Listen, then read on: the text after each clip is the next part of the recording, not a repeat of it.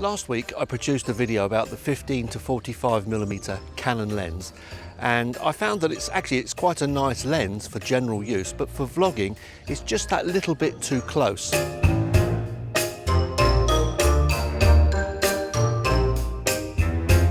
I suggested that it might be better to get something like an 11 to 22. So this is at 11mm, and what I've done is just put only the lens stabilization on, because I found again with the 15 to 45 that the digital stabilization almost wrecks the picture with movement, so you just have to turn it down and put up with the movement. For real close shots I can bring it in, but I think that's literally 9 inches from my face. Now I've just bent it out a bit. Let's just get this right. I've bent it out a bit, and you can see that that's giving me even possibly slightly wider than the 15mm actually, and at arm's length, full arm's length, it gives me that. So you can see that this lens is perfectly wide enough for vlogging. Now this time I'm at 22mm, so 22mm gets it a lot closer, and I'm at arm's length as well. So if I do my elbow trick and bend my elbow so it's touching my body, that's how close it is. And this is again with only the lens stabilization, so there's not a big cut in. So 22mm, as you can see, is just a bit too long for proper vlogging. So if you're looking for a lens for vlogging, you've got to get something less than 22. Although this would probably be better for portraits or something like that, but for vlogging it's just that bit too close. If I pull it out the same place, this is now going back, and now I'm at 11mm. As far as walking with this camera goes, this is the 11mm focal length in camera stabilization, and hopefully it's reasonably smooth, but I do feel that you've got to be pretty careful with this when you're using it this way, because this camera is a lot heavier than something like a GoPro or an Action, and you're going to be more prone to wobbles. Even more difficult is to hold this still with a 22mm lens. I'm now using 22mm and walking along, and I am aware that there are wobbles there in the screens. Now I'm back to 11mm, but this time I've enabled digital stabilization. I'm hoping I haven't got the jellos and wobblies, but I haven't put the enhanced on, just the digital stabilization. If this works and it's smoother, then that makes this a lot easier to use as a vlogging type camera. If this works, I'm going to be absolutely delighted, because I've got enhanced stabilization on. So this is digital enhanced stabilization, with the difference I'm now working at 11mm. If this works, then that's great. That's going to smooth everything out. So now I've got enhanced stabilization on, and this is at 11mm, and you can see that it's a bit closer than it was before. But if it's still, and we haven't got the jellos going on in the background, that will be fantastic. So this is 11mm full stabilization, enhanced, everything going. So have a look at the background to see if it's moving around. The focus is ridiculously close. It's, I would say 2 inches or so. It's very, very close. I just click on it and make sure I'm on it. And coming up to it, it's getting very close. Very good close focus. This is what you get at 11mm with all stabilization turned off. So this is fully set at 11mm, and you can see it's a pretty wide field of view because I'm getting the whole pond in.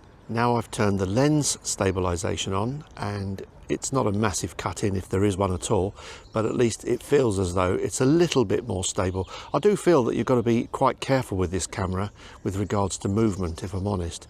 So I've got lens stabilization now switched in, and I'm still getting the whole pond in actually, which is pretty good. Now I've enabled digital stabilization, but it's just enabled, it's not enhanced. It's not that bad, it's cutting in a little bit into the pond, but at least it is now pretty stable. Now I've got enhanced stabilization switched on, and you can see it has cut into the pond, but at least now it is actually stable. So this is perfectly usable, I think. As long as you don't move around, that's the thing. It's interesting that at 22mm, it's just cutting in a little bit more than 11 with the stabilization fully enabled. So this is now at 22 with no stabilization at all. This is now at 22mm with digital stabilization enabled, but not the enhanced. It does feel a bit safer, if I'm honest. This is 22mm, but now I've put digital stabilization on. and you can see now it's cutting into the pond and it's getting pretty close with that house. So it's getting more like, it feels more like a telephoto, although with the stabilization now switched on, it's a lot more stable feeling in the hand. Once you get into enhanced stabilization, you do feel that everything is a lot more secure, but you just feel that you can't move around because you're going to get that horrible jello effect. So now I'm going to move around just to see what happens left to right. If you watch the reeds and trees, hopefully it's not jelloing too much. I don't know. It was awful with the 15 to 45, but hopefully I don't think it's too bad. Well, it doesn't look too bad, at least on the little screen, but this is now set with enhanced stabilization at 22mm. The lens has now been opened up and it's at f4, and I'm at 11mm, and this just shows that you can get a nice little bokeh effect at the back there.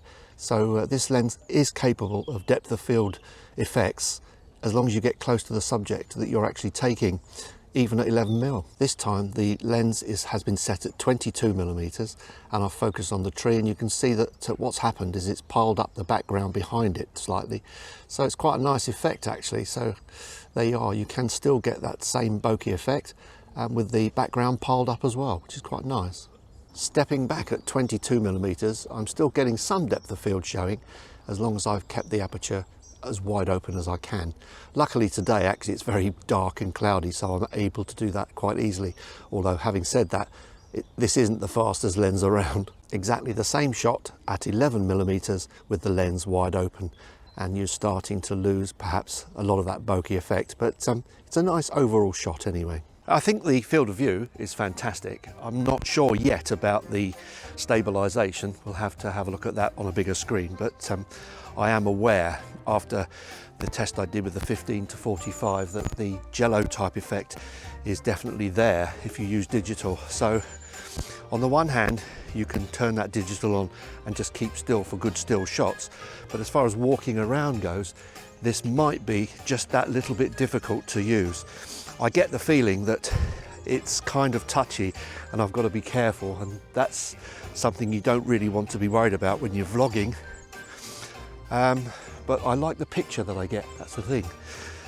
So on the one hand, I'm torn. It's a good picture, but the stabilization, is it good enough? The field of view with this lens is certainly right for vlogging, and it would work. And my feeling is that it would actually work, goes a bike, if you can be bothered to cart this around. It's also quite heavy on the end of your arm, and that's another consideration to take into account. But I like the lens. It's not fast, but it's perfectly usable. Hope you enjoyed this, and I hope it was useful. Cheers for now.